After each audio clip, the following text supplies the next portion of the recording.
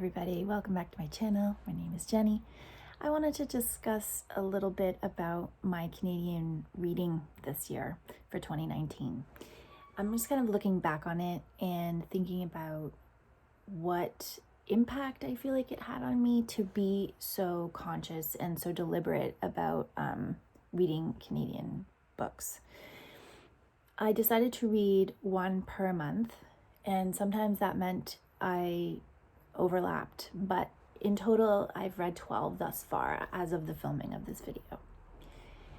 And I really think that it's a good idea to be deliberate in these types of projects where you do pick specific themes for how you want to read, but I also feel like it does put a lot of pressure on you, and so I'm not sure if I did my best in terms of scoping out Canadian reading, but and Canadian content, but I did hit some big authors that are quite famous, and I did hit some new authors. So I thought I would just give you a little bit of an overview. So in total, I read 3 books that are set in Ontario, and one of them has a bit of an Ontario perspective. So one of them is kind of Ontario, Quebec. I read one book that was set in Nova Scotia, one book that was partially set in British Columbia, one book set in a futuristic Newfoundland, and 3 books set in Alberta. And then one of my Canadian reads this year was not really set in a specific place, because it was a middle grade story set loosely in North America, South America, moving between them. What I find happens often with Canadian literature, especially when you're hitting the big names, is that you are delegated to a very specific part of Canada when you're reading about it. And I noticed that as I was reading through these stories. So I'll start with Crow by Amy Spurway. This was set in Cape Breton in Nova Scotia, but it was also set partially in Toronto, because she had just come from Toronto and was moving back home to her little town in Cape Breton. And this is a fairly typical theme of novels where, you know, the small town person leaves their small town for various reasons, goes to the big city, the ultimate big city in Canada, I guess, being Toronto, and then comes back. And then you have a lot of comparison between the two. This also happened in Surfacing by Margaret Atwood, but in this case, she was coming from Toronto and going back to a really small lake in northern Quebec.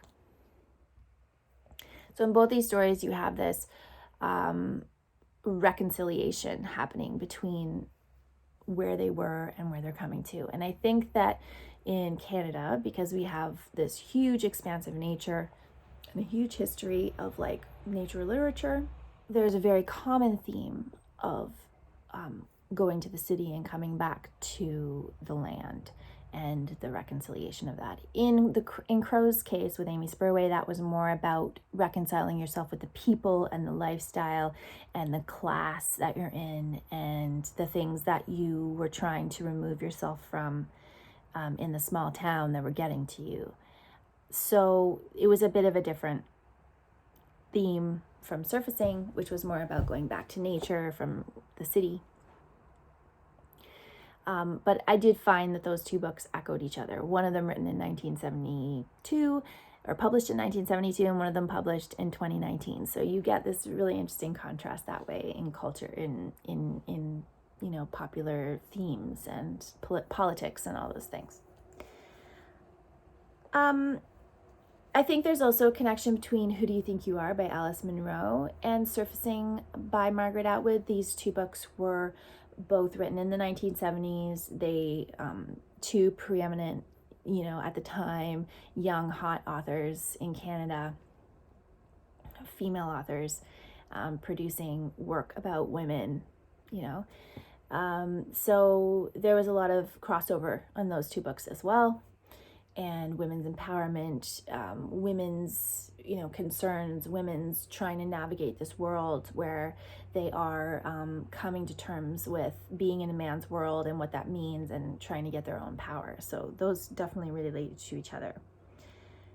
My Alberta reads were specific to the fact that we were traveling into Alberta this year. And so I read Odori by Darcy Tamayose, Badlands by Robert Kroetsch, and Napi's Dance by Greene. These all dealt with the landscape of Alberta quite differently. And I thought they all had a really great sense of the land of Alberta. I don't think any of them were really about the culture of Alberta. They were more about the land. And so that's what I was looking for in those reads. So I think they were really successful in that way. My Newfoundland read was Company Town by Madeline Ashby. This was one of the Canada Reads books a few years ago, and this is a YA futuristic dystopian, and I did enjoy it. It was very entertaining, and I thought that it had some, loose themes that were pushing some boundaries and things like that. So it was kind of set on an oil rig outside of Newfoundland and the ocean.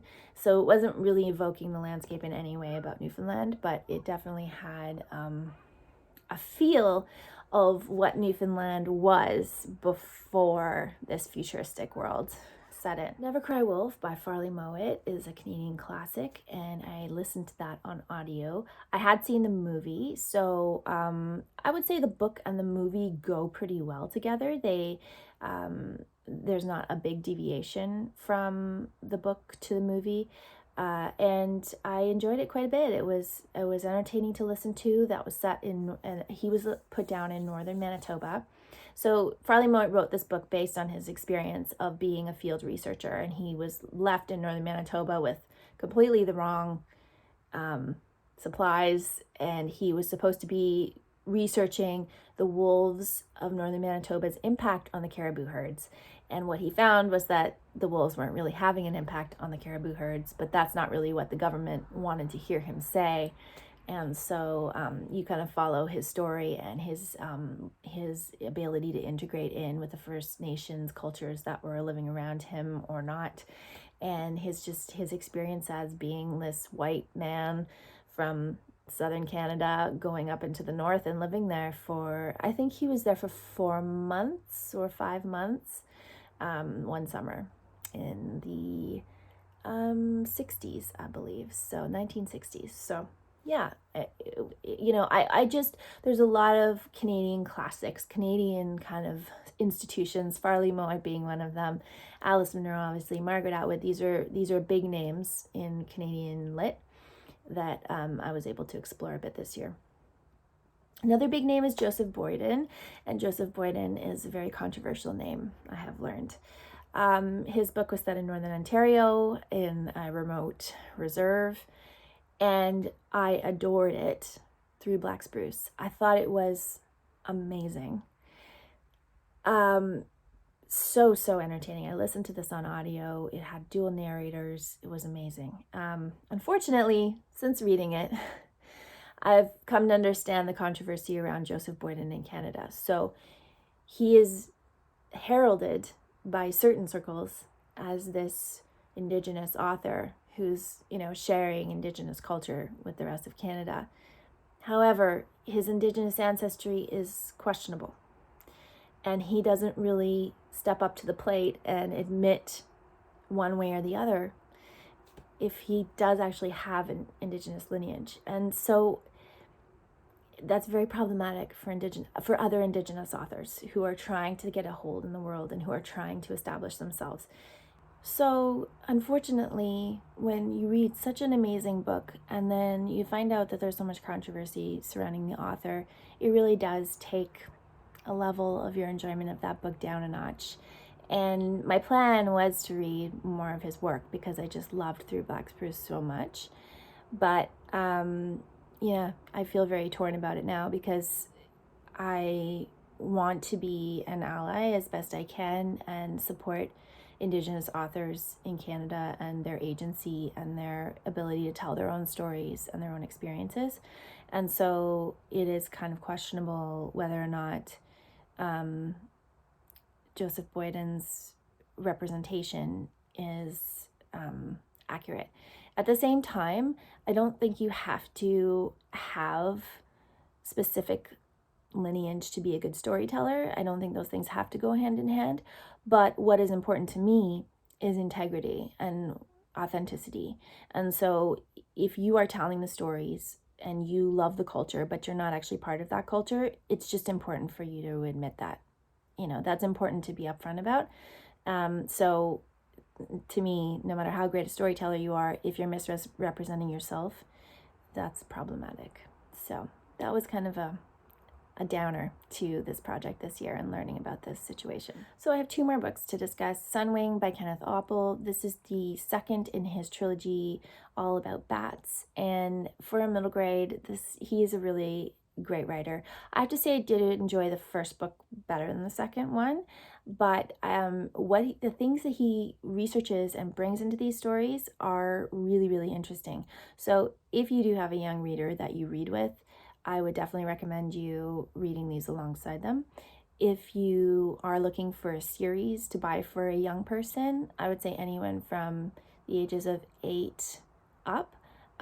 This Silverwing series is really fantastic, and I think it just exposes kids to a really interesting area of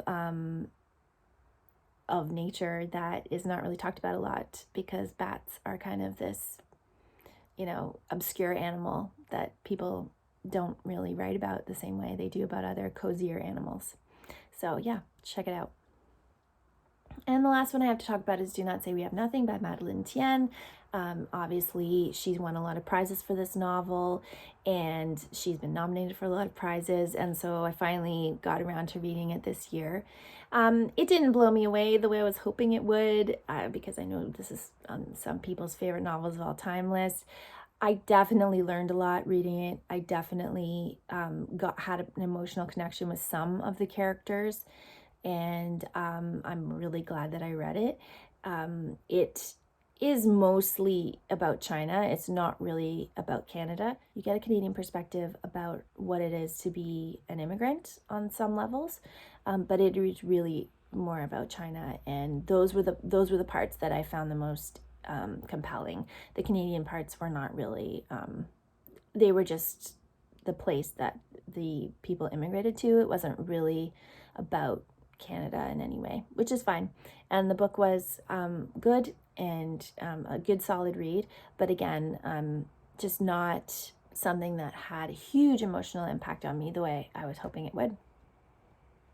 So overall, I really enjoyed this method this year, and I would recommend other people to explore the literature of your country if you're not already doing that quite extensively, and think about the perspectives that you're getting from those explorations. So are you reading Indigenous authors? Are you reading from various different areas of the country? Are you reading from different perspectives of different types of people that are living in the country? There's so many levels that you can get to, and I think it's easy for us to get into a comfort zone and always be reading about the same types of people from the same types of areas. And so, yeah, like analyzing your books, looking into where those books are coming from, the perspectives they're offering, and then also trying to look at a scope of authors that cover a variety of time periods, a variety of generations, and a variety of perspectives has been really rewarding. So I don't think I'm going to be focusing this way this year, going into 2020 on Canadian Lit the same way. I definitely will still be reading some, but I'm not going to be purposefully picking out a book each month. It may be that by the end of 2020, I will have read another 12 Canadian authors. It just depends on how this year goes. I have lots of other plans, which I will talk about in another video. So I'll be back again soon. Thanks so much for watching. And let me know if you have any recommendations for Canadian literature or comments about reading from your own country and trying to be diverse about it.